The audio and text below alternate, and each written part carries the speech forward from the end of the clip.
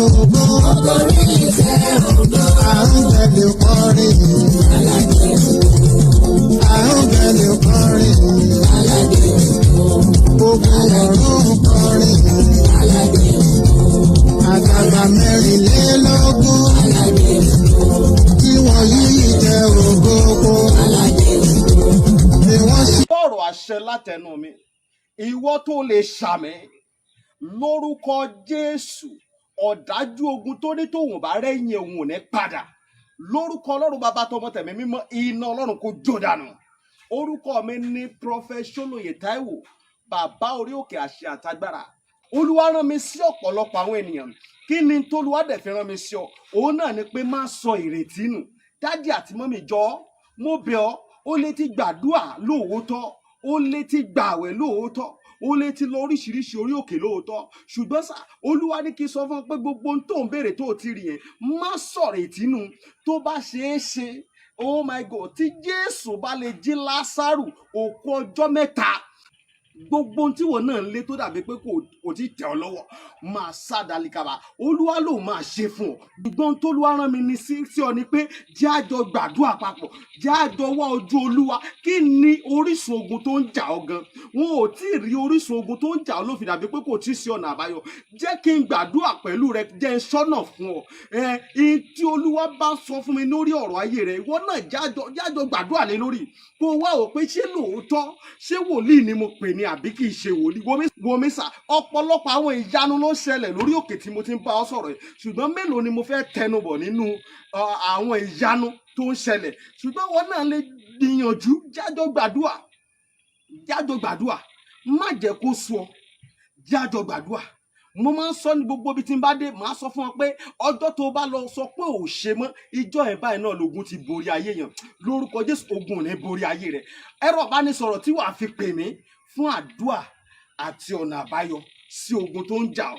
Nọ́mbà yẹn rẹ o, orí WhatsApp nọ́mbà gangan tí wàá fi pè mí sí, òun náà ni +234 70 25 47 5427 +234 70 25 47 5427. Lórúkọ Jésù, àánú máa yanjú ọ̀rọ̀ rẹ. Gbogbo bí tó ti dé tó dàbí pé kò sí ọ̀nà àbáyọ, ní kété tó o bá ti ń pè fún àdúrà, lórúkọ Jésù wàá rí ọ̀nà àbáyọ. Ògo ni forúkọ Olúwa. Jésù Olúwa wa. Àmín, àmín, àmín lórúkọ Jésù. Stay blessed in Jesus' name. Pékélé ló ní gbọ́dọ̀ rọ́ṣọ fùrọ̀dán ìjàgùdù láàrin ọkọ àtìyàwó gbọ́dọ̀ dán wọn àfìsẹ́yìn. Ó ti tó gẹ́. Báwo là á ṣe ń ta ká tètè tọ́ kó má bàa dẹran onídìí láàrin lọ́kọláya mọ́. Kò dára kọ́kọ́ ó mọ lùyàwó bí ẹni lu bàrà tàbí kíyàwó fọ́kọ̀kọ̀ ọbẹ̀ mọ́kọ lórí. Ó bá rí bẹ́ẹ̀, ọpẹ́ ni fún Reverend Mrs. Margaret Ọláwáyé ní Fátúrọ́tì tó kọ̀wé kan àrà ọ̀tọ̀ tí ó fòpin sí rògbòrìyẹ̀ nínú ìdílé. Enough is enough on domestic violence. Lórúkọ ìwé náà, ó ṣe pàtàkì láti rà á. Ṣé ẹ rántí arábìnrin òǹkọrin ìgbàgbọ́ ni Sista Ọ̀ṣínnàṣì tó dára alẹ̀ nítorí ìjàgùdù. Àló tó gẹ́. Àbẹ́ ìmọye ìdílé tọkọ tàbí ìyàwó ti dèrò ẹ̀wọ̀n látàrí èdè àìyedè tó búrẹ́kẹ́ láàrin wọn. Enough is enough. Gbogbo ẹ̀yin tẹ́ ẹ fẹ́ lọ́kọ gbéyàwó, ẹ̀yin dádì and mọ́mì, ẹ máa béèrè fún kọ́pì tiyín látọ̀dọ̀ Amazon.com for free shipping. Fún àlàyé lẹ́kùnrẹ́rẹ́, ẹ kàn sí www.widowsadvocate.org tàbí email wuraola55@gmail.com. Enough is enough on domestic violence. Látọwọ́ Reverend Mrs. Margaret Ọláwáyé. Ẹ máa rà ó.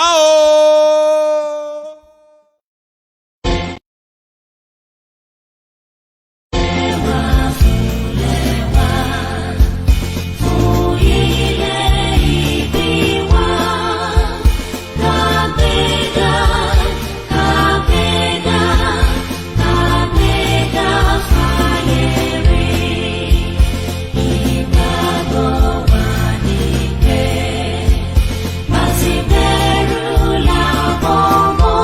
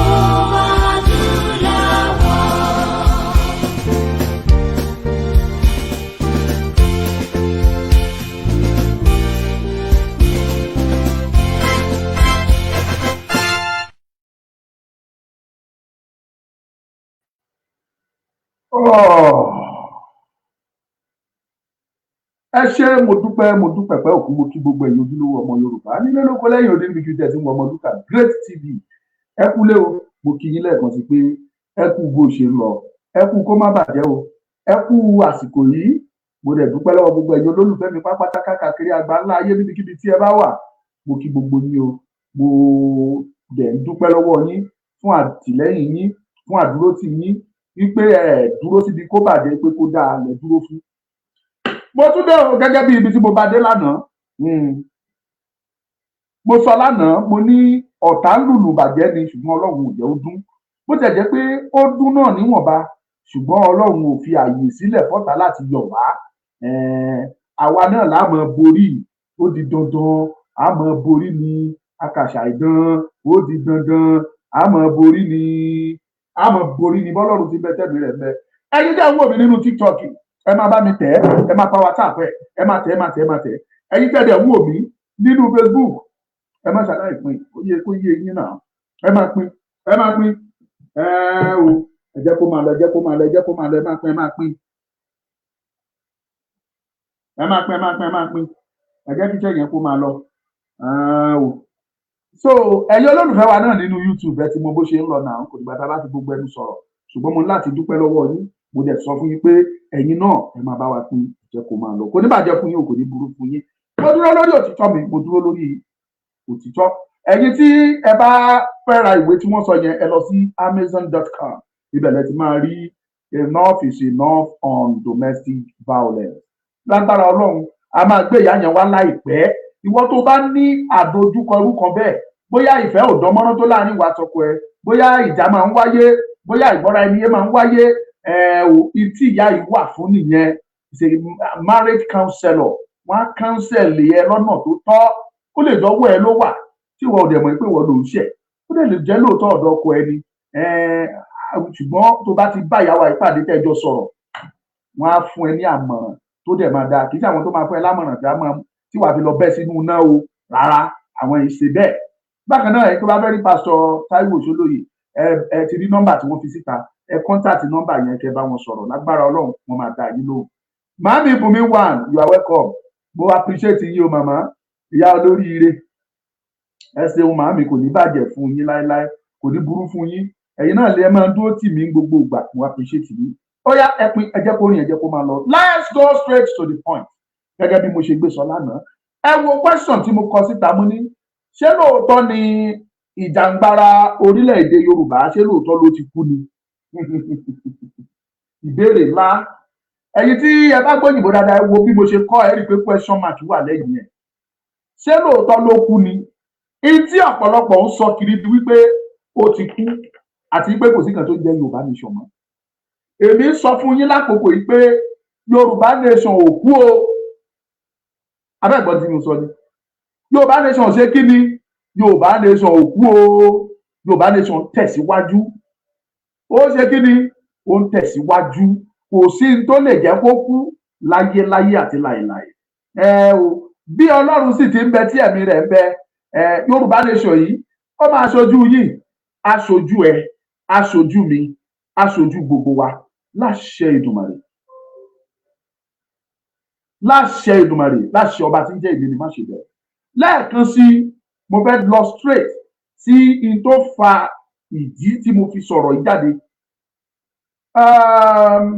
tẹ́ ẹ bá wo program tí mo ṣe lánàá mo sọ àwọn tó ṣokùnfà in tó bí ìfàsẹ́yìn sí ìrìn àjò òmìnira yìí but kí n tó wá padà lọ bẹ̀ lénìí ẹ jẹ́ kí n tún padà sọ fún gbogbo ẹ̀yin tẹ́ bá ń wò mí for the first time pé ìyà tẹ́ ẹ rí tí àwa ọmọ Yorùbá ń jẹ ìyà yàtọ̀ síra o tí mò ń wo fídíò brọ́dà mi ọ̀rọ̀ pọ̀ lẹ́ẹ̀kan ọ̀rọ̀ pọ̀ tó máa ń sọ̀rọ̀ ẹ̀yin tẹ́ mọ̀ ó ti yé yín ó sọ dé lẹ́bù kan ó ní téèyàn bá kàwé ká má rírú ẹ̀ rí tó bá wà nù Nàìjíríà ìyà á máa jẹ ebi á máa pa òṣì á máa ta ìgbà yẹn náà máa mọ̀ pé ogun ìdílé bàbá ló ń jà á kò ní rówó ilé san débi tó ti fẹ́ rówó ralẹ̀ kọ́lé ó ní ṣùgbọ́n kí ló wá dé tó jẹ́ pé the same person tó gún jà yẹn tó bá wá gbéra tó travel tó yé sàráyè tó jápa kúrò ní Nàìjíríà tó sá lọ bóyá sí Amẹ́ríkà sí Canada sí Brazil sí London sí Dublin àwọn kọ́ńtì wo tó bá ti lè ráyè tó jápa lọ bẹ̀ ó láwa adẹni tó ń sẹ́ndì dọ́là wálé adẹni tó ń sẹ́ndì pounds wálé adẹni tó ń ralẹ̀ sílé tó ń kọ́lé ó ní kí ló fà á the same question ni mo fẹ́ fi ṣe ọ̀rọ̀ sọ fún yín lẹ́yìn láti lè prove ẹ̀ fún yín wípé kò sí bó ṣe wù kó rí kò sí irú agbára tó ní kò sí irú ìwé tó kà nínú Nàìjíríà tó bá believe wípé Nàìjíríà tó wà nú ẹ̀yìn ibẹ̀ ni solution bí nǹkan ṣe ń lọ yìí that is the way out ó tọra ẹ̀jẹ̀ ni o kò sírú ẹ̀bùn tó ní Nàìjíríà ò lè ẹ́fà gbà ẹ́ láyè kí ẹ̀bùn yẹn kó jáde nínú ayé ẹ̀. Mo pàdé bàbá kan láìpẹ́ kò tí gbogbo tí mo sọ yóò tí lè pọ̀sẹ̀ bíi méjì mẹ́ta rẹ̀. Bàbá tí mo sọ yìí àgbàlagbà lọ́ọ̀yà mi kú. Nígbà tí mo wá pàdé bàbá yẹn ẹnìkan wá pè wọ́n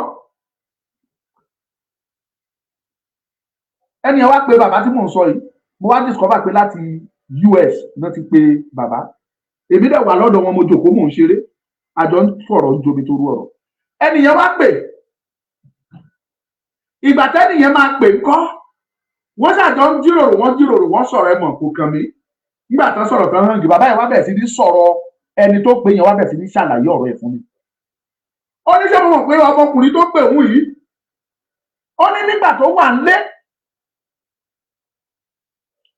ó ní àwọn nǹkan báyìí ló máa ń ṣe àwọn nǹkan báyìí ló máa ń ṣe àwọn nǹkan báyìí ló máa ń ṣe ó ní ibẹ̀ ló wà ó torí pé ó ní determination ọlọ́mọ yìí ó láwọn ti rí i pé ó lógo nígbà tọ́mọ yìí máa parí tó ṣe WAEC ó apply sí university doctor ló fẹ́ lọ fún àwọn doctor wọ́n dìnnà yẹn wọn ò jẹ́ kó ráyè kọ́ wọn ò jẹ́ kó ráyè get admission wọ́n ní wọn ò fún wọ́n ní kó lọ ṣe another course ó lọ ṣe course yẹn náà fún I think it's biochemistry náà fún nígbà tán ló máa padà dé ó padà tún rí apply pé òun fẹ́ ṣe lọ́ọ̀yà òun fẹ́ ṣe doctor yẹn sẹ́ẹ̀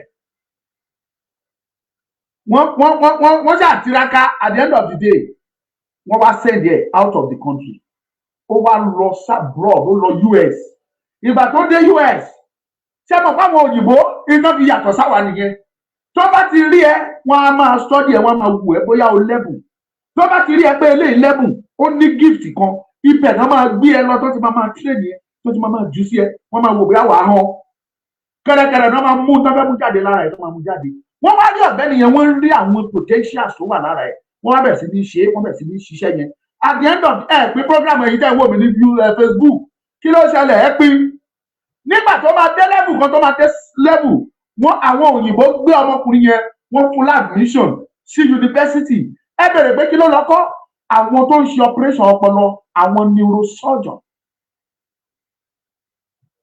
neurosurgeon àwọn tó jẹ́ pé wọ́n mọ̀ nípa bó ṣe ń la ọpọlọ tí wọ́n á yọ tó yẹ kán yọ dànù tí wọ́n á yọ dànù tí wọ́n dẹ̀ tún padé dátúndò díndín iṣẹ́ tọmọkùnrin yẹn padà lọ ṣe ní yunifásitì nìyẹn ṣùgbọ́n má gbàgbé pé ní Nàìjíríà wọ́n discourage ẹ̀ wọ́n ti kọ́kọ́ ń ba láìfù jẹ́ fún wọn ò jẹ́ kí ayé yẹn wọn ò jẹ́ kó wù ú gbé wọn ò jẹ́ kó wù ú gbé that is Nigeria for you. Ọ̀pọ̀lọpọ̀ ọmọ Yorùbá ní Nàìjíríà ti fọwọ́ bo ògo wọn mọ́lẹ̀ ọ̀pọ̀lọpọ̀ ọmọ Yorùbá ní Nàìjíríà ti bà ìràwọ̀ wọn jẹ́ tí wọn ò jẹ́ kó tàn mo máa ń sọ fáwọn èèyàn ó máa ń dàbí pé mò ń ṣàwàdà richest person in the world possibility wà kó jẹ́ Nàìjíríà gan kó jẹ́ ilẹ̀ Yorùbá láti jáde àwọn Bill Gates àwọn Mark Zuckerberg kò yẹ káwọn wọ̀nyẹn lówó ju àwa yìí lọ compare to bọ́lá ọ̀sẹ̀ fáwa náà lọ́pọlọ support làwọn rí good and conducive environment náà rí tó fi lè jòkó tán láyè ṣiṣẹ́ tán fẹ́ ṣe. mo sọ fún yín gbà kan náà the same Nigeria yìí ọmọ 17 years old ọmọ tó fẹ́ ṣe WAEC ó tẹ kọ̀ǹpútà ó tẹ ẹ bèrè pé kí ló ṣe ó tẹ kọ̀ǹpútà yẹn dé level kan ó jáwọnú odidi àkáǹtì state kan l'Amẹ́ríkà àkáǹtì stéètì ní United States of America ó wọ bẹ̀ ó dẹ̀ pa itú tó wù ú bẹ̀ ó tẹ̀ òun náà ṣe tó fẹ́ ṣe àwọn Amẹ́ríkà náà wá bẹ̀ sí ní track yẹ wọ́n bẹ̀ sí ní trace yẹ owó yẹn ò ṣe é ná fún is young kò lè kówó síta kò lè ná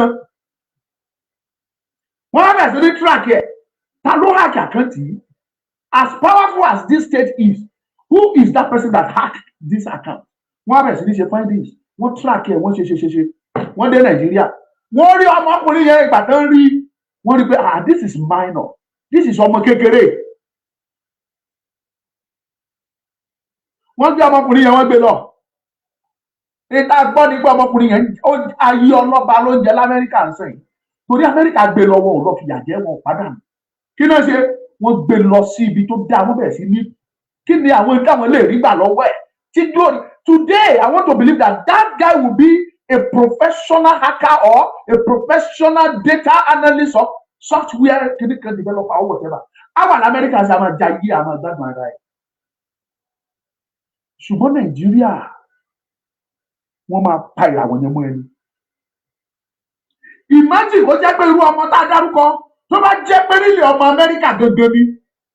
Ó ṣeé ṣe lẹ́nìí kó wà lára àwọn tó lówó jù l'Amẹ́ríkà. Àwọn lára àwọn tó lówó jù l'Amẹ́ríkà. The same thing recently kò tí ì pé ọ̀sẹ̀ méjì báyìí. School kan ní Ṣàgámù ní Rẹ́mọ Ṣàgámù níbẹ̀ yẹn. Àwọn ọmọ obìnrin Federal Government College ni wọ́n kóra wọn jọ because school yẹn ó dà pé ní robotics center ń bẹ̀. Wọ́n wá wọ inú robotics center yẹn. Wọ́n build robot tó ń sọ ọ̀rọ̀. Eléyìí ò ń ṣe pé bóyá wọ́n lọ sí Amẹ́ríkà lọ gba nǹkan wá tàbí Amẹ́ríkà wá fún wọn ní tó fẹ́ ṣe. Wọ́n build robot ẹ lọ wò ó wà lórí social media. Federal Government College Ìṣàgámù àwọn gbogbo tí mo sọ ti ìpàṣẹ kan sọ́sẹ̀ méjì o àwọn obìnrin tí wọ́n ti age wọn ò ju 16 to 17 years kò sọmọ 18 years nínú wọn. Wọ́n build robot tó ń sọ̀rọ̀ robot yẹn á nọwọ́ sí yín á ṣèkì yín á kí yín á sọ̀rọ̀. Láìpẹ́ yìí máa garanti yín àwọn òbí ọmọ yẹn dáhùn bá ti tètè kó wọn kúrò Nàìjíríà lọ síbi tí wọ́n ti wúlò kẹ́ ẹ kó wọn lọ sí Amẹ́ríkà tàbí kẹ́ ẹ kó wọn lọ China tàbí kẹ́ ẹ kó wọn lọ Japan Nàìjíríà máa pa ògo wọn ò ní jẹ́ kó wúlò. Ẹ̀yin tèmi ní Facebook mi ò rọ́wọ́ yín kí ló ń ṣẹlẹ̀. Wọ́n máa pa ògo wọn ni wọn ò ní jẹ́ kó ògo yẹn kó tàn. Ṣé ẹ rí tí wọ́n bá sọ pé yẹn ń develop software gbogbo nǹkan tẹ́ ẹ rí tó ń lò wọ̀nyí software ni gbogbo ẹ̀ bá dé. Kọ̀ǹpútà tí mò ń lò yìí ẹ̀yin tẹ́ ẹ wà nínú kinní nìkan lẹ lè rí o ṣé ẹ rí kọ̀ǹpútà yẹn sì ṣé ẹ rí kọ̀ǹpútà tí mò ń lò yìí ìyí tó fi ń ṣiṣẹ́ déédéé software tó wà nú ẹ̀ ni oríṣiríṣi dẹ̀ ní software tó wà nú ẹ̀. Software tí mò ń lò yìí software ni mò ń lò tí mo fi ń ṣe program pẹ̀lú ìtẹ́ fi rí mi software kan ni wọ́n pè ní Zoom application ṣùgbọ́n software kan ló ń gbé jáde tí màá fi wà nínú ibẹ̀ kẹ́yìn náà wà mẹ́ tá a dẹ̀ máa ríra wa lójú ko ojú tá a dẹ̀ máa bára wa sọ̀rọ̀ tá a dẹ̀ máa gbọ́ software kan ni. Mo fẹ́ táìpù iṣẹ́ kí n fi táìpì kí n fi ìgbéyàn fẹ́ kọ nǹkan software kan ní ẹnìkan ló develop ẹ̀ different kinds of software bẹ́ẹ̀ yẹn àwọn ọmọ wa kan dẹ̀ wà tó jẹ́ pé Ọlọ́run get they know much about this gbogbo kí ni wọ̀nyí ó ní ṣe pẹ̀lú iṣẹ́ ọpọlọ and spirituality ẹ má jẹ́ ká tanra wa jẹ àṣẹwáṣẹ ìbọnsẹ̀ yìí ìrọ̀lẹ́ máa pa kiri. Ẹ̀tàn lẹ́ máa ṣe kiri. Kí wá ni mo fẹ́ mú jáde ni wípé lórí gbogbo atótónu tí mò ń tẹnu mọ́ Nàìjíríà ò níràn lọ́wọ́ tó fẹ́ ṣe fún wa o. Àti wípé kí padà sórí ìbéèrè yẹn wípé ṣé Yorùbá nation ti kú ni. Yorùbá nation ò kú ìdí ni wípé kò lè kú iṣẹ́ Ọlọ́run ni.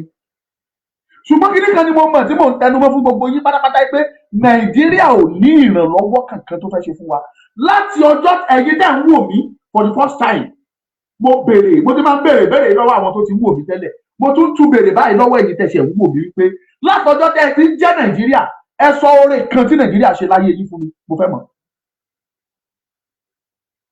Ẹ ronú yín, mo fún yín ní ìṣẹ́jú èèyà 30 ọgbọ̀n, that's 30 seconds ẹ fi rò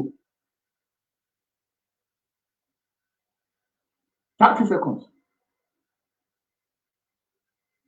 Kí lóore tí Nàìjíríà ṣe fún yín látọjọ́ tó ti bí yín, maybe you are 60 years or above that or even 50. Mo bí ẹ ọjọ́ tó ti jẹ́ Nàìjíríà tó ti pera ẹ lọ́mọ Nàìjíríà sọ oore kan tí Nàìjíríà ṣe ní ìgbé ayé ẹ fún mi. Nàìjíríà bá ẹ tọ́mọ ẹ, ó bá ẹ rán ọmọ ẹ lọ yunifásitì, ó fún ọmọ ẹ níṣẹ́, ó sọ ọmọ ẹ dolóríire, ó sọ ọmọ ẹ dolókìkí, kò febi pa ẹ, ó gbóúnjẹ sábẹ́ ẹ lásìkò tó yẹ kó gbé fún ẹ. Ó yá ronú ẹ láròjinlẹ̀ láì ṣe àtótónu ẹ̀yin fúnra yín mọ̀ pé Nàìjíríà ò ní kankan ṣe fún yín. Nigeria has nothing to offer. Ẹ̀yin ni kẹ́ ẹ dígìrì. Tá a bá wá sọ yín pé Nàìjíríà ò ní kankan offer, ṣé gbogbo wa fẹ́ sá kúrò nínú ilẹ̀ Yorùbá ni? Mo ṣe wá padà sórí ọ̀rọ̀ pọ̀. Ó ní bí yàrá jẹ́ ní Nàìjíríà tán ní bàbá yìí ṣe ẹ́, ogun ilé ìyá ń ṣe ẹ́. Ìdílé tó bá ti gbéra tó dá Amẹ́ríkà, ọjọ́ yẹn lógun bàbá ẹ̀ parí, ọjọ́ ológun ilé ìyá parí, wàá bẹ̀ sí ní rówó. Ó ní bó bá ti bọ́lẹ̀ lórí fíríjì ẹ, lórí aeroplane, atẹ́gùn tá a fẹ́ sí ẹ, atẹ́gùn ọ̀tọ̀ ni. Ṣùgbọ́n ìbéèrè mi ni wípé ṣé gbogbo wa la fẹ́ wá sá kúrò lórí ilẹ̀ tọ́lọ́run tó fún ìran ọmọ Yorùbá? Ṣé gbogbo wa la fẹ́ jápa ni? Tí gbogbo wa bá ní ká jápa, ilẹ̀ wa yìí wọ́n gbà á. Níbi tá a dẹ̀ fẹ́ jápa lọ, ìlú ẹrú ni wọ́n á lò wá bẹ́ẹ̀. Kíní kan wá wà tí bọ̀dá mi yẹn tí ò sọ. Ọ̀rọ̀ pọ̀ kò wá sọ nǹkan kan wípé iṣẹ́ àṣefẹ́ ẹ̀kú làwọn ọmọ Yorùbá ń ṣe lókè òkun tí wọ́n lọ tán fi rówó. Òótọ́ ìgbé ayé wọn máa change, wọ́n á rówó fi ránṣẹ́ sílé. Ṣùgbọ́n iṣẹ́ àṣefẹ́ ẹ̀kú ẹlòmíì ń ṣiṣẹ́ 16 hours. Ẹlòmíì gan ṣiṣẹ́ 20 hours tó jẹ́ pé wákàtí mẹ́rin péré ló fi sùn. Inú 4 hours yẹn ló ti máa wẹ̀ tá jẹun nínú ilé ẹ̀ tó bá dẹ̀ ti ṣe tán ó lọ nìyẹn. Láti ibi iṣẹ́ kan tó kọjá sànàdà ibi iṣẹ́ a ṣiṣẹ́ for good 20 hours. 10 hours níbì kan, 5 hours níbì kan, 5 hours níbì kan. Bọ́n ṣe ń ṣe nìyẹn tán fi rówó. Ìmí à dúró ẹsẹ̀ wọn á ti yẹ̀ lórí ìdúró, kò sí jòkó kò sí sinmi. Ṣùgbọ́n ìyàtọ̀ wá wà torí pé ìtó jẹ́ kó rí bẹ́ẹ̀ fún yín ni wípé ọmọ ẹlẹ́ran ni yín tẹ́ ẹ̀ tọrọ egungun tẹ́ fẹ́ jẹ. Ọmọ aláṣọ ni yín tẹ́ ẹ̀ ń wọ àkísà kiri. Ẹ wá ká lọ direct sáwọn orílẹ̀-èdè kan lápá Arab mo fẹ́ fi wọ́n ṣàlàyé fún yín. Ẹ jẹ́ ká lọ sí Dubai, United Arab Emirates. Ẹ wá ká lọ sí Qatar. Ẹ wá ẹ jẹ́ ká lọ sí Yemen, not Yemen. Ẹ jẹ́ ká lọ sí Oman. Ẹ wá ẹ jẹ́ ká lọ sí Saudi. Gbogbo kọ́ńtì tí mo mention fún yín wọ̀nyí ẹ lọ ṣèbéèrè àwọn ọmọ Yorùbá tó wà bẹ́ẹ̀ tẹ́ ẹ bá lẹ́bí bẹ́ẹ̀ pè wọ́n ẹ béèrè. Àwọn ọmọ onílẹ̀ tọ́lọ́run jogún ilẹ̀ wọ̀nyẹn fún wọn ò kì í ṣiṣẹ́. Wọ́n dẹ̀ gbowó. Wọn ò kì í ṣiṣẹ́ yet ìjọba wọn ń sanwó fún wọn nínú resources tó ń rí níjọba wọn ti ń fún wọn lówó. Ẹ lọ béèrè Dubai, àwa ọmọ Yorùbá àti Ìgbò tó bá lọ bẹ àwa là ń ṣiṣẹ́ fún wọn tí wọ́n ń jẹ. Iṣẹ́ tẹ̀ ń ṣe ni wọ́n ń jẹ. Ẹ lọ béèrè ní Qatar, wọn ò kì í ṣiṣẹ́. Iṣẹ́ tẹ̀yìn àlejò ọmọ Yorùbá ọmọ Ìgbò tẹ́ bá lọ bẹ̀ lọ ṣe òun làwọn ti ń jẹ. Wọ́n ṣiṣẹ́ wọn ò ṣe ìjọba wọn máa sanwó fún wọn tó ṣù bá parí. Ẹ lọ Saudi Arabia tí gbogbo ẹ̀yin èèyàn ń lọ gbogbo àtọ̀tún àtòsì òun lẹ́yẹlé wọn fi ń kórè wọlé náà fi ń powó. Ó ní oye billions of dollars tí ẹ̀yin Nàìjíríà nìkan tẹ́ ẹ̀ pa wọlé fún Saudi lọ́dún kan. Torí pé ẹ fẹ́ lọ sọ̀kò lu Sátánì. Mo rántí ọdún kan tán láwọn fẹ́ lọ sọ̀kò là Sátánì. Wọ́n lẹ̀ kò má Sátánì ní òkè bá yẹ̀ gẹ̀rẹ̀rẹ̀rẹ̀. wọ́n ní èèyàn bíi 100 kọ́kọ́ kú dànù lọ́wọ́ kan náà tí ẹ mọ bó ṣe ṣe níbi tó ké ti yẹ. Mo ní Ọlọ́run ló mú wọn, àṣìtánì lẹ̀ wọ́n lóko padà. Wọ́n lẹ̀ kò má ṣìtánì, àṣìtánì bá lẹ̀ wọ́n lóko padà. Ẹ bá 100 náà ló kú dànù lọ́dún náà lọ́hùn-ún, kò sí lè jọdún 4-5 báyìí. Ẹ gbéra ẹlẹ́fẹ́ lọ ṣe umra, ẹ fẹ́ lọ ṣe ájì lọ́dún kan ṣoṣo. Owó tí Saudi Arabia ń gbà ní Nàìjíríà lórí pé ṣáfẹ́ wá ṣe umra, ẹ fẹ́ wá sin Ọlọ́run wọn nìkan lọ́dún ó ju $1 billion lọ. Ẹ lọ bèrè gbogbo ẹ̀ ló wà. Ẹ change $1 billion sí náírà lẹ́yìn olóye tó jẹ́ o. Ṣé ẹ rí pé nǹkan ṣẹlẹ̀? Wọ́n á wá kó gbogbo owó ìjọ àtowó epo tí wọ́n ní àti ti góòlù àtowó iṣẹ́ àṣefẹ́ ẹ̀kú tẹ́ ẹ ṣe ń bẹ̀, wọ́n wá jẹ́ pọ̀. Wọ́n bẹ̀rẹ̀ sí ní fún àwọn ọmọ wọn. Ọba wọn náà bẹ̀rẹ̀ sí á máa ra the best private jet in the world. Ọba wọn náà á rà á. Wọ́n bẹ̀rẹ̀ sí ní ha oníkálukú á bẹ̀rẹ̀ sí ní gbowó. Áìdà wọ́n ṣiṣẹ́, wọn ò ṣiṣẹ́, wọ́n ti ní database. Tóṣù bá parí pọ́n automatic ní credit account wọn. Táwọn dẹ̀ ní tí mo fi lọ bẹ̀ ni wípé majority nǹkan táwọn ní Yorùbá ní jù wọ́n lọ. Epo láàní tó wọn, ṣùgbọ́n àwọn kankan wà tá a ní nílẹ̀ Yorùbá tó ju tiwọn lọ. Àwọn kankan tẹ́rí Nàìjíríà ló focus lórí epo nìkan. There are many ways tó jẹ́ pé billions of dollars will be flowing in for Yorùbá people. Turkey wọ́n ní àwọn fẹ́ generate $50 billion lọ́dún kan péré ní from tourism alone. Tourism pé ẹ ṣáà wá wò wá ẹ wo bá ṣe rí, ẹ gòkè Ẹ̀sọ̀, ẹ gòkè Olúmọ, ẹ gòkè Ìdànrè, ẹ lọ sí ẹ̀rìn Ìjẹ̀ṣà waterfall, ẹ lọ sí òkè Màríà Lọ́kà, ẹ lọ sí Igbó Olódùmarè, ẹ lọ sí òkè Láńgbòdo ní Ọ̀dá, ẹ lọ sí Igbó Olódùmarè nílẹ̀ Olújí, ẹ lọ sí ẹ̀rìn Ìjẹ̀ṣà waterfall níjẹ̀rìn, ẹ lọ sí Ìkọgòsì, One Spring lẹ́kìtì, ẹ lọ sí Ìdànrè, ẹ lọ sí Olúmọ. Nítorí pé wọ́n ṣàṣe gbogbo wọ̀nyẹn lásán. $50 billion. Owó tí Nàìjíríà bọ́jẹ̀tì lọ́dún yìí fún gbogbo ọdún yìí pápátá, wípé owó tá a fẹ́ ná lọ́dún yìí rè kò tó $50 billion o. Kò tó o. Whereas àwọn tá à ń sọ yìí, wọn ò lókè Ìdànrè, wọn ò ní Ìkọgòsì, wọn ò ní Àrìntà, wọn ò lẹ́rìn Ìjẹ̀ṣà, wọn ò lójú Òmìrìn, wọn ò lómi aṣẹ́jú tó wà nílùú mi tí mo máa ń sọ gbogbo ìgbà. Omi aṣẹ́jú ó wà nílùú mi bí mo ṣe ń sọ̀rọ̀ yìí. Tó o bá ju kóìsì omi yẹn, ṣépù ojú èèyàn ló ní, omi dẹ̀ ni. Ó ní dúdú yìí, ó ní funfun, ó dẹ̀ ní ṣépù tó wà níbẹ̀, gbogbo ẹ̀ ló wà nú ẹ̀. Omi ní gidi ní, ṣùgbọ́n ojú èèyàn lómi yẹn. Tó o bá débẹ̀ tó fẹ́ kó ṣẹ́jú fún ẹ láṣẹ pé láṣẹ́jú, tó bá fẹ́ kó ṣẹ́jú wàá mú kọ́ìn wàá jù sínú ẹ̀. Tó bá tún jù sínú ẹ̀ á ṣẹ́jú. Bí mo ṣe ṣẹ́jú yìí á ṣẹ́jú fún ẹ. Omi yẹn wà níbẹ̀ di ọ̀la. There is no maintenance. Kò sí maintenance, kò sí kankan. Òyìnbó ò lè ní irú ẹ̀ láyé àfọ̀run kí wọ́n fi ilẹ̀. Ó lóye billions of dollars tí wọ́n ti generate ní ìdíẹ̀ lọ́dún kan. Billions of dollars. Many like that. Àwọn tá à ń sọ yìí wọn ò ní o, ṣùgbọ́n àwa ní. Ṣó wá yẹ kí ìyà kó máa jẹ ìran ọmọ aládé? Ṣó yẹ kí ìyà kó máa jẹ ọmọ Yorùbá? Ṣó yẹ kí ìran ọmọ Yorùbá máa ráhùn ká máa ráre? Àwọn tí ò ní ìlàjì kan táwa ní kó wá já wọn gan-an ni wọ́n wá máa gbádùn. Káwa tá a jẹ́ ọmọ aládé ọmọ ọba káwa máa lọ sọ́dọ̀ ọ̀gá lọ máa ṣẹrú, káwa máa gbé oúnjẹ kan gbélé wa lẹ́yìn. Ọmọ Yorùbá kan pè mí, olójú mi ti rọrùn o. Ó ní ọ̀gá òun ó lábàáhùn sùn, ọmọ ọkùnrin abáhùn sùn, ìkejì wọn abáhùn sùn, kálejò wọn bá dé wọn á gbé òun fún abáhùn sùn. Tó bá fẹ́ jẹun wọn á ní kó òun bẹ̀rẹ̀ mọ́lẹ̀ bí iṣẹ́ àwọn gbóúnjẹ sẹ́yìn o. Wọn á jẹun ẹ̀yìn ẹ̀ náà fi ń ṣe iṣẹ́. Bẹ́ẹ̀ ni ẹ̀yin tẹ́ ti ẹ̀ káta irú ẹ̀ máa testify bóyá mo parọ́. Mi ìkúkú débẹ̀ rí, ẹ̀yin tẹ́ pé wà náà lẹ́sọ́. Kí ni èrè Nàìjíríà nínú ayé yín látọjọ́ tẹ́ ti jẹ́ Nàìjíríà? Kí ni èrè Nàìjíríà fún yín?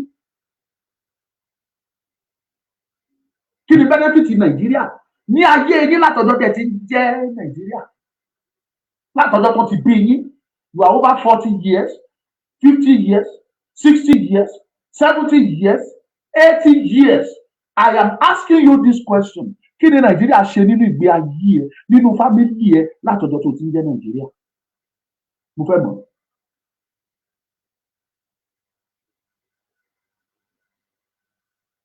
Ṣùgbọ́n tá a bá continue láti dákẹ́, wọ́n máa tẹ̀ wá báṣubàṣu lọ ni. Gbogbo wa la mọ̀ yìí pé ẹnikẹ́ni bá jáde tó sọ fún yín pé òun ní mẹ̀sáyà, òun lòun máa tún Nàìjíríà ṣe, òun lòun máa sọ̀kè dilẹ̀, ó ń tàn yín jẹ ni. Dádì mi Tinubu ń tàn yín jẹ ni, ó fẹ́ sa ipá ẹ̀ ni, kò dẹ̀ sí ipá tó lè sá. You don sa kò sí bó ṣe jẹ́ professional driver tó, ó lè wá mọ́tò tẹ́lẹ̀ ẹ̀ náà. Ẹ̀yin tẹ́ bá jẹ́ mechanical engineer níbí, either you are mechanical engineer or mechanic. This is not even issue of mechanical engineer. This is an issue of a professional, of a common sense. Mọ́tò wà lẹ̀ ẹ́ńjìnì ẹ ti knock, kò tiẹ̀ kíkì, kò kíkì. The engine is no longer functioning. Wọ́n wá gbé ẹ wá, wọ́n ní you are a professional driver, wọ́n ní kó wá wá. Mo ń bèrè lọ́wọ́ ẹ, will you be able to wá? Mo bèrè lọ́wọ́ ẹ ni. Ṣé wàá lè wá? Ò ní lè wá. Bọ́ọ̀rọ̀ Nàìjíríà ṣe rí nìyẹn. Nàìjíríà ọkọ̀ tó tí ẹ́ńjì yẹn ti nọ́ọ̀kì tipẹ́tipẹ́ ni. Tí ẹ́ńjì ọkọ̀ bá nọ́ọ̀kì, wọn ò kì í tún un ṣe o. Ìsáídà kó yọ ẹ́ńjì yẹn kúrò, kó gbé ẹ́ńjì tuntun sí i, tàbí kó rọra pa mọ́tò yẹn tì, kó lọ ra mọ́tò tuntun. Ìkan nínú méjì.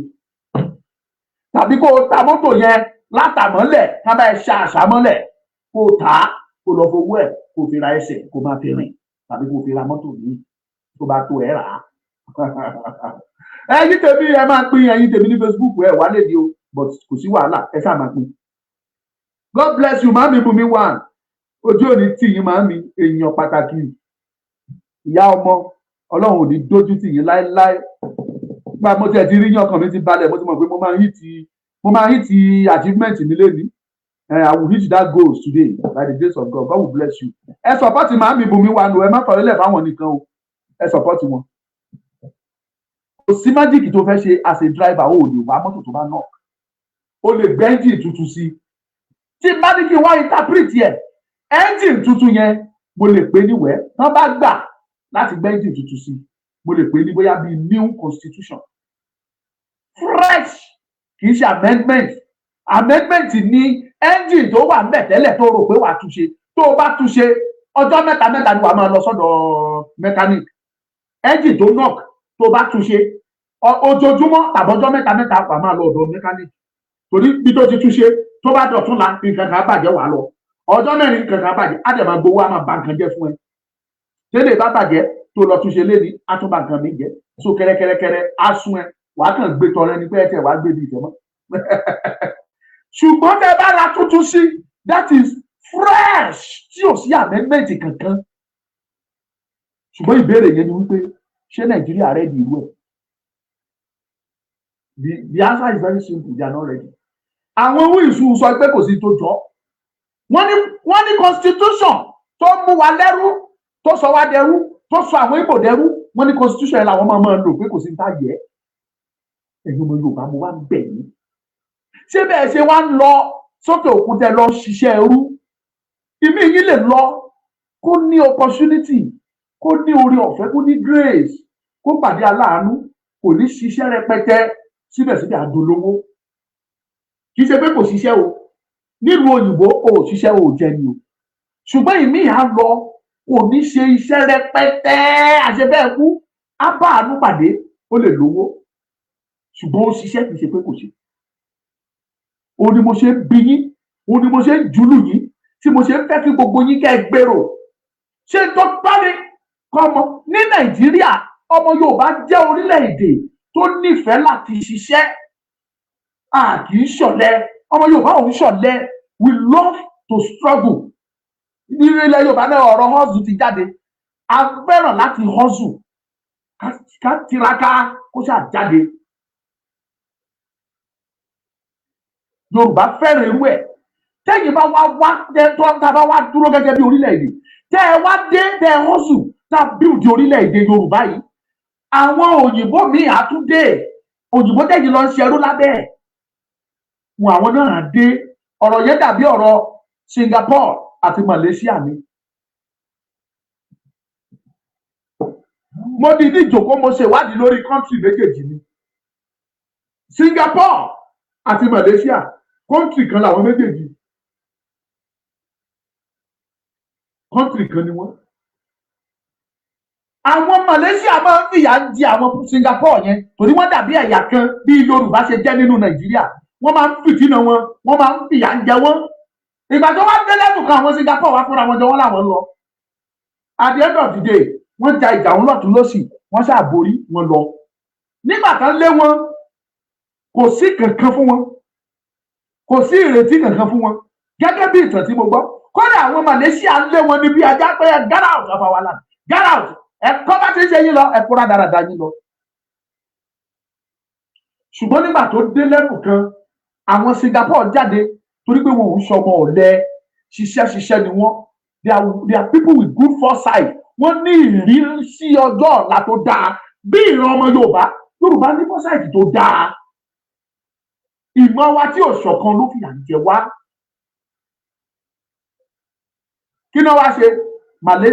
Singapore wá dúró, wọ́n bẹ̀rẹ̀ sí ní jà, wọ́n bẹ̀rẹ̀ sí ní ṣe, wọ́n bẹ̀rẹ̀ sí ní koríkorí, wọ́n bẹ̀rẹ̀ sí ní jíròrò kí ni ká ti ṣe. Ẹ jẹ́ ká ojú gbọ́dọ̀ ti àwọn ọ̀tá wa ìkẹ́, a gbọ́dọ̀ jẹ́ kágbáyé mọ̀ kíní kan. Náà bá bẹ̀rẹ̀ sí ní gbé àwọn master plan kalẹ̀, wọ́n bẹ̀rẹ̀ sí ní ya plan wọn, wọ́n bẹ̀rẹ̀ sí ní báṣẹ́ lọ ìgbúrú. Lẹ́nìí wọ́n bá ń sọ orílẹ̀-èdè tó rẹwà jù, tó dáa jù, tó rẹwà jù, tó dẹ̀ lówó tí wọ́n ń ṣe olóòṣì. Wọn ò lówó jù o, ṣùgbọ́n wọn ń ṣe olóòṣì, wọn ń ṣàrùpà. Singapore number 1. Singapore ìyà ò jẹ wọ́n ní owó, Ọlọ́run kẹ́ wọn, gbogbo nǹkan ibẹ̀ ló lọ ní ìlọ́po mẹ́wàá náà fi wá ṣẹ́, wọ́n fi dáa ju Malaysia lọ. Ẹ lọ bèrè, ó wà ní Google. Tẹ́ bá ń sọ àwọn tí economy wọn dáa jù láàrin Malaysia àti Singapore, more than 10 times ní GDP Singapore ló fi bẹ́tà ti Malaysia. Ẹ lọ wò. This will happen in Yoruba nation. This I believe. Tó bá jẹ́ wípé ẹ má don't be surprised tí bá ń ké tantan tí mò ń pariwo tí mò ń fẹ́ fún ó yé mi. Mo rí Ọmọlúkà, mo rí o. Mo dẹ̀ rí many things. Mo mọ̀ pé Yorùbá sọ nǹkan nù. Yorùbá sọ nǹkan nù. Yorùbá nation lè kú o àfi tá a bá gbà ní o. Ìṣègbè ìgbà. Ẹ̀yin tèmi ní Facebook mi ò rí kọ́mẹ̀ntì yín mọ́. Kí ló ń ṣẹlẹ̀? Ẹ bá mi kọ̀. Ẹ kọ́mẹ̀ntì. God bless you. Màámi Bùnmi wà, God will bless you. Ẹ ṣé mo dúpẹ́ mà.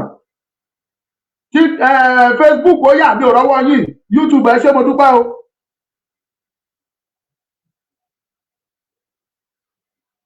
Yorùbá kò yẹ kí ìyà jẹ wá. Ìyà máa jẹ wọn Yorùbá o. Yorùbá àwa gbéra lọ sórílẹ̀. Mo ní ọjọ́ kan mo ṣe prógrámù, ẹnìkan gbé fóònù ó pè mí, ó ní ẹ̀lò, ó ní bàbá ẹ̀ lórúkọ mi, ó ní mò ń pè láti Afghanistan. Kò di orí mi nígbà lórí yẹn. Afghanistan country yẹn gbogbo ilẹ̀ mọ̀ country jẹ́ pé Afghanistan country tí ò sí freedom of ẹnikẹ́ni. You cannot move, you cannot ring, you cannot do whatever you want. Kò sáàyè fún fóònù, wọ́n cancel fóònù, wọ́n bà gbogbo everything, wọ́n dojú ẹ̀ délẹ̀. Ọmọ Yorùbá hustle lọ́bẹ̀. Omi bọ́ lójú mi lọ́jọ́ náà lọ́wọ́. Ó ní I am calling from Afghanistan. Ọmọ Yorùbá ni ẹ́? Ó ní bẹ́ẹ̀ ni, ó lọ́mọ Èkìtì lòun. Ó dẹ̀ lọ sí Afghanistan. Ó ní kí ló fẹ́ ṣe? Wá jẹ́ ká jòkó ká rọ àròjinlẹ̀. Kẹ́ ẹ yé jẹ́ kẹ́nikẹ́ni tàn wá jẹ. Kán yé sọ fún yín Nàìjíríà máa dáa, wọ́n máa tún ṣe. Ta ló fẹ́ tún ṣe? Nàìjíríà kan ti ń gbìyànjú láti tún ṣe láti 1960 tí wọn ò rí tún ṣe. Kí n má sọ eléyìí tó ti tiraka ẹ̀ láti 1914 tí ò sí àbábọ̀. Ẹ̀yin náà wá dúró, ẹni Nàìjíríà ṣe é tún ṣe. Níbo ló ti ṣe é tún ṣe? Ta ló ń tàn yín dẹ́ ń tàbẹ́là? The only solution is total dissolution. A gbọ́dọ̀ pín ní kóníkàlùkù ṣe tiẹ̀. Ìgbà yẹn ni Yorùbá jókòó ẹnìkan ní sẹ́rí ẹ jẹ́ kí n tún lọ bí àwọn kan bá máa sọ̀rọ̀ ní tó bá pín ìjà náà ló máa tú Yorùbá tí ò gbọ́ra wọn yé wọ́n bẹ̀ sí ní bára wọn jà. Ẹ gbọ́ ẹ má máa sọ bẹ́ẹ̀ mọ́. Yorùbá nílé tá a bá fi tọ́ mọ ìrí máa ń wó ni. Ìtọ́ tẹ́ fi mọ Nàìjíríà ní ìrí ṣe wó báyìí ó ti wó. Ṣùgbọ́n tẹ́ ẹ bá fẹ́ bẹ̀rẹ̀ orílẹ̀-èdè Yorùbá ṣé ààrẹ dì àti fi tọ́ mọ́? Ìbéèrè tí màá bí ẹ nìyẹn. Tẹ́ ẹ bá ti fẹ́ kó wó tẹ́ ẹ fẹ́ kí ìrì kó wó ẹ má fi tọ́ mọ́ ẹ mọ́ pẹ̀lú òtítọ́ àti òdodo. Ẹ rí i pé kò sí tó máa wó kò ní síjà kò ní síta. If there is concrete agreement pẹ̀lú gbogbo ẹ̀yà tó wà nílẹ̀ Yorùbá máa garanti pé kò ní síjà kò ní sí wàhálà. Yorùbá máa lọ ní fa speedy. Ẹ̀yin tẹ́ bá fẹ́ dá sí programu yìí máa fún yín ní nọ́mbà tẹ́ máa dá sí o kákan bá ìpè bíi méjì mẹ́ta 07046092484 nọ́mbà tẹ́ máa pè sí nìyẹn máa gbé. Ẹ ṣé o màámi bomi wà God will bless you. Nọ́mbà tẹ́ máa pè sí òun ni mo gbé sí ojú fọ́nrán yẹn kẹ́ẹ̀kan jẹ́ kájọ sọ kẹ́ẹ̀ dá sí lẹ́yọ̀kan tàbí méjì ẹ dẹ̀ tún jẹ́ kí n fọ́dà kí n sọ kíní kan fún yín. Ṣé ẹ rí ìdí tí gbogbo yín ṣe ń béèrè ṣé Yorùbá nation sì ń tẹ̀síwájú ni àbó ti kú? Ìdí ni pé ẹ gbọ́ kankan. Gbogbo àwọn ibi tó yẹ ká rìn dé àráyè lọ́bẹ̀ mọ́ torí pé àwọn kan ti gba ọ̀nà ẹ̀bùrú wọ́n ti wọ́gilé wọ́n ti babẹ̀ jẹ́ wọ́n ní kò sí tó jọ. We must go back to revival. A gbọ́dọ̀ padà sí ìsọjí ńlá ìsọjí àgbàyanu ńlá tí ìwọ́de tóyìnbó ń pè ní rally. This is not a protest, it's a rally. A gbọ́dọ̀ padà. Mo sọ lánàá mo tún padà sórí ẹ̀ lẹ́nu. The only solution gbogbo yín náà béèrè ìbéèrè ṣé Yorùbá ti kú ni tàbí ò tí ì kú tàbí ó ti lọ ní tó fà á ojú pé gbogbo yín ẹ̀ mọ bó ṣe ń ṣẹlẹ̀ kò yé yín iṣẹ́ lọ ṣùgbọ́n kí gbogbo àwọn aráàlú lè mọ̀ pé Yorùbá nation ò kú ẹ jẹ́ ká padà sórí rálì wa. Ọ̀pọ̀lọpọ̀ ìlú l'Ondo state àwọn ìlú tá a ti dé yapa. Mo sọ̀rọ̀ Ondo state nìkan ní Àkókó àti ìdókè àgbè Ọ̀gbàgì àti lọ́sọ́gbàgì àti ìdókè àgbè àti ìdárígidi àti ìdé ìṣùwà àwọn ìlú àwọn Oyin àwọn Ìkáràmù Ìbáràmù gbogbo ìlú wọ̀nyẹn wà ń bẹ̀ àti ìráyè dọ́hùn ẹ̀yin ọmọ Àkókó ti yé yín. Ọ̀wọ̀ àwọn ìlú kan wà lábẹ́ Ọ̀wọ̀ nìkan láti lọ Ifọ̀n wà bẹ́ẹ̀ àti Ìdẹ́fọ́n Ìdó àní ìlú tó tóbi ní àti Ìdẹ́bẹ̀ àwọn ìlú pọ̀ bẹ́ẹ̀ bẹ́ẹ̀ a gbọ́dọ̀ gbé ìhìn rere Yorùbá nation yìí a gbọ́dọ̀ gbé lọ bẹ̀. Kí má sọ̀rọ̀ àwọn etí omi kí má sọ̀rọ̀ central gan-an o ní central èmi nìkan ni mo ṣe rally personal rally lọ sí Ìgbàrà Òkè àti ìṣe lọ ní ti real rally àti ìṣe débẹ̀ Ìgbàrà Òkè wà ń bẹ̀ Ìfẹ́dọ̀rẹ́ wà ń bẹ̀ Ìjàrẹ́ wà ń bẹ̀ àti ìdébẹ̀ Ilẹ̀ Olúti wà ń bẹ̀ àti ìdébẹ̀ àtàwọn ìlú míì bẹ́ẹ̀ ní central. Kí má wá sọ̀rọ̀ Èkìtì kí má sọ̀rọ̀ Ọ̀ṣun kí má sọ̀rọ̀ Ọ̀yọ́ kí má sọ̀rọ̀ Ògùn àìmọye ìlú tá àti ìgbéralì dé táwọn èèyàn ibẹ̀ ò tí ì rí pé lóòótọ́ Yorùbá rẹ̀. Àwọn ọ̀tá ló dẹ̀ kánṣu gbogbo ẹ̀ by now everywhere bá máa ń mi tìtì ní nítorí ọ̀rọ̀ Yorùbá ṣùgbọ́n àwọn ọ̀tá dé wọ́n ní kò sí tó jẹ́ rálì mọ́ wọ́n ní ká wọ́n gilé àtọ́jọ́ tá a ti wọ́n gilé rálì kí lẹ tún gbọ́ development wo lẹ tún gbọ́ mo bí yín ni. We must go back to rally. Mi lè dá ṣe tí bá lè ṣe ni màá ṣe. Ẹ̀yin tẹ́ ẹ bá jókòó tẹ́ ẹ bá rò ó tẹ́ ẹ gbọ́ òótọ́ ni. Ẹ pè pàdé. Ẹ pọ̀ ọmọlúkà síbẹ̀. Máa fún yín lámọ̀ràn. Ọ̀nà tá lè gbà rí ọ̀nà tá lè gbà rí ọ̀nà tá lè gbà rí. Tádé mọ́mọ́ báṣẹ́ lọ. Ó dá mi lójú ọjọ́ ṣẹ lọ wípé pírẹ́sídẹ̀ntì ò ní dá wa dúró pé ká má rìn. Torí ẹni tí pírẹ́sídẹ̀ntì ò sọmọ Yorùbá kò disturb wa aṣèrànì wa peacefully kò síjà. Mélòó wá ní ráyà president tó jọmọ Yorùbá láwa ní àtó bẹ́ẹ̀ rìn kò ní sírú ẹ̀ mú mọ́ ò dá mi lójú. Opportunity ni láti máa kéde láti pariwo fáwọn èèyàn wa pé àkókò ti tó ẹja relé o Yorùbá tó lọ, ilé tó lọ, òmìnira wá ti tó, àsìkò ti tó. Màá wá tún sọ ìdí kan fún yín, ẹ̀yin tẹ́ bá fẹ́ pè é lè pè o, màá tún sọ ìdí kan fún yín. 1914 ni wọ́n amalgamate wa. Òfin dẹ̀ sọ wípé gbogbo irú agreement bẹ́ẹ̀ yẹn bó jẹ́ pé àmì tó bá ṣe agreement, any agreement tó bá wáyé láàrin èèyàn kan tàbí méjì, minimum àbí maximum ẹ̀ is 99 years. Àyín tẹ́ bá mọ̀ òfin ẹ̀ mọ́. Òfin lè agreement lè wáyé láàrin èèyàn méjì kó jẹ́ agreement oṣù kan, ó lè jẹ́ agreement oṣù méjì, ó lè jẹ́ agreement oṣù mẹ́wàá, ó lè jẹ́ agreement ọdún kan, ó lè jẹ́ agreement ọdún mẹ́wàá, ó lè jẹ́ agreement 50 ọdún, ṣùgbọ́n kò gbọ́dọ̀ kọjá 99 years. Kò gbọ́dọ̀ kọjá ẹ̀ 99 years. Agreement tó dẹ̀ so wá papọ̀ láti 1914 nígbà tó di 2013 ó pé 99, ṣùgbọ́n a gbà pé 100, tó bá sọ pé 99 100 years lágbà yẹn. That is ní 2014 agreement tó so wá papọ̀ ó ti pé. Ṣé rí kíni kan ò yí ọ̀pọ̀lọpọ̀ nínú yín? Tá a bá ṣerú agreement yẹn tó bá jẹ́ pé gbogbo àwọn leader Yorùbá wọ̀nyí tí wọ́n fọwọ́ lẹ́rán tí wọ́n ṣe bẹ́ẹ̀ ni pé wọn ò mọ anything, wọ́n mọ mẹ́wàá, ìkà ló wà nù wọn, ìkà. Àwọn olóyè akọ́ ti pè, wọ́n pe àwọn ọmọ Ìgbò pé ẹ̀yà wá nǹkan tá a máa ṣe rèé, ẹ jẹ́ ká jókòó fún new negotiation. Kárí negotiate ìbágbépọ̀ wa, kó ní kálukú wa sọ èyí tá a bá fẹ́, tí ò bá ti tẹ́ wa lọ́rùn kó ní kálukú máa bá tiẹ̀ lọ. Ìyí tó yẹ káwọn àgbààgbà wa ṣe nìyẹn, wọ́n kọ̀ wọ́n ṣe. Kàkà bẹ́ẹ̀ wọ́n celebrate 2014 the sentinel, the sentinel kan, wọ́n jẹ, wọ́n mu, wọ́n yó, ní kálukú wọ́n ń gbowó, wọ́n pe kọ́ńfàbù, wọ́n gbowó, wọ́n gbàgbá, wọ́n gbàwé inú wọn dùn, wọ́n print owó. Ìyà tó fẹ́ jẹ yín, tó fẹ́ jẹ ìran yín, tó fẹ́ jẹ ìran ọmọ yín. Ẹ tó bá fẹ́ pè wá lè pè 07046092484 WhatsApp nìkan. Wọ́n ń jayé ọlọ́ba àṣẹ̀yìnwá àṣẹ̀yìnbọ̀ òun rèé o. Election kù fẹ́rẹ́fẹ́, mo sọ fún ọmọ ní ẹ̀yin àgbààgbà ilẹ̀ Yorùbá ẹ má pariwo election. Ẹ ṣe sọ fún ìjọba pé tí ẹ bá ti pè fún new constitution pé kò sí election nílẹ̀ Yorùbá. Kẹ́ ẹ bá àwọn ọmọ Ìgbò náà sọ káwọn sọ kí ó tiẹ̀ tún constitution yìí ṣe fún yín.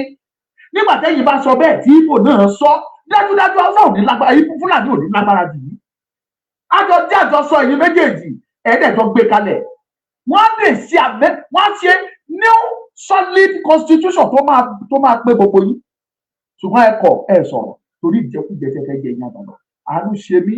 Ó jọ máa kan gbogbo wa ní òótọ́ lẹ nílé ní sí Nàìjíríà, òótọ́ lẹ ra lé sí Dubai, òótọ́ lẹ ra lé sí UK, òótọ́ lẹ ra lé sí Paris, òótọ́ lẹ ní green card tó lè gbé yín for any time, òótọ́ lẹ ní diplomatic passport tẹ́ lè fi wọ any country. Ṣùgbọ́n mo fẹ́ kẹ́ ẹ mọ̀ yìí pé ọ̀rọ̀ tó bá bá ojú ó máa bá gbogbo ara. Ọ̀rọ̀ tó bá bá etí gbogbo ara ló máa bà. Ó ti kàn mọ́, mo mọ experience yẹn, ó yé mi dáadáa. Tó bá wù yín ẹ dìde, tó bá wù yín ẹ má dìde, ẹ má wòran. Ìyẹn lèmi tún ṣe é sọ fẹ́yìn ọ̀dọ́.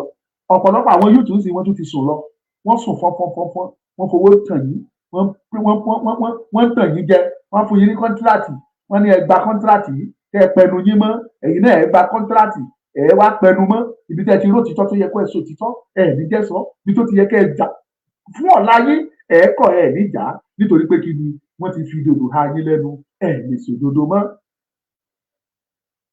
Ṣé báwọn bàbá wọ̀nyí wọn ò tiẹ̀ lè pẹ́ láyé mọ́ tí àwọn ò ní pẹ́ lọ? Mi ò mọjọ́ ọkú wọn, ẹ má sì mí gbọ́ o, mo fi ń ṣàlàyé ọ̀rọ̀ ni o. Wọ́n ti pẹ́ lèmi gbìyànjú láti sọ. Aró ní 85 nù wọn, aró ní 80, aró ní 90, wọ́n ti ń kanlẹ̀kùn lé. Kọ́nà kó bùn àwa lẹ́mìí, kó jẹ́ ká pẹ́ láyé. Ìdánilójú wà káwa náà máa pẹ́ jù wọ́n lọ, pé wọ́n máa kú ṣáájú àwa. Kí ló wá dé táwa tó jẹ́ ká sì ní ayé ìwú tó sì jìnnà fún wa? Kí ló dé tá a fẹ́ bàbẹ̀ jẹ́ kó tó di àkókò yẹn? Ẹ ro àròjinlẹ̀, ẹ̀yin ọ̀dọ́ bíi tèmi, ẹ jókòó kẹ́ ẹ ronú yín. Ṣé kẹ́ ẹ béèrè pẹ́sọ̀ ìnáwó ara yín, ṣé Nàìjíríà ti ẹ̀yìn dáadáa? Ẹ rò dáadáa. Tẹ́ bá sọ fún yín pé leadership problem lá ní ìrọ̀lẹ́ pa kò ń ṣe leadership. mo mú program kan bọ̀ lórí ìyẹn lọ́tọ̀. Ṣé problem wa ṣé leadership ni kì í ṣe leadership problem? Àtàgbóyè àwọn tó wà ní leadership yìí kan dáa kì í ṣe leadership problem, foundation problem la ní, and that is the problem we are having, and it will continue to be like that. Bẹ́ẹ̀ bá ti ready kátúnṣe kó wáyé bó ṣe máa rí lọ nìyẹn. Ṣùgbọ́n olórin yẹn ní báyìí kọ́ ni yóò máa rí lọ. Kábẹ́ Ọlọ́run ní oko máa rí bẹ́ẹ̀ lọ torí tó bá rí báyìí lọ ó léwu. Rírí ju báyìí lọ ẹ̀yin olólùfẹ́ mi kó tó di pé màá máa lọ mo sọ fún yín jẹ́ lọ́ọ̀ṣì Ọmọlúkà ìpínlẹ̀ ọ̀rọ̀ ọjọ́ Sunday ni o ẹ sáré gbajúgbù ìjẹ́gbọ́.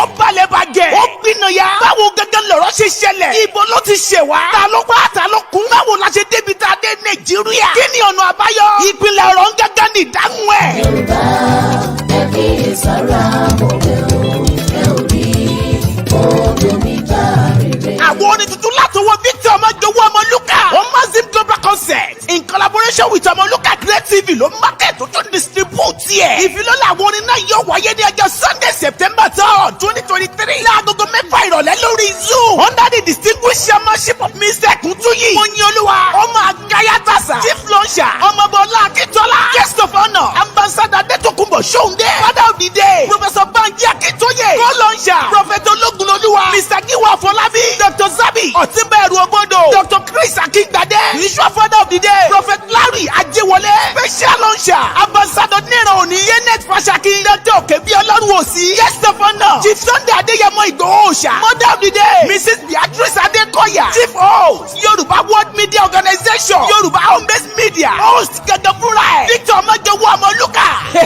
Ìpínlẹ̀ ọ̀rọ̀ balẹ̀ ó jáwọn tòkè tilẹ̀. Ìpínlẹ̀ ọ̀rọ̀ ní kẹ́ẹ̀bẹ̀rẹ̀ kẹ́ẹ̀rà kẹ́ẹ̀wò. Ó ti jáde báyìí wìtìwìtì ló ń tà. Gbogbo lọ́balọ́ba àti ìjòyè ló kọ sára. Ó ti jáde báyìí grab your copy now.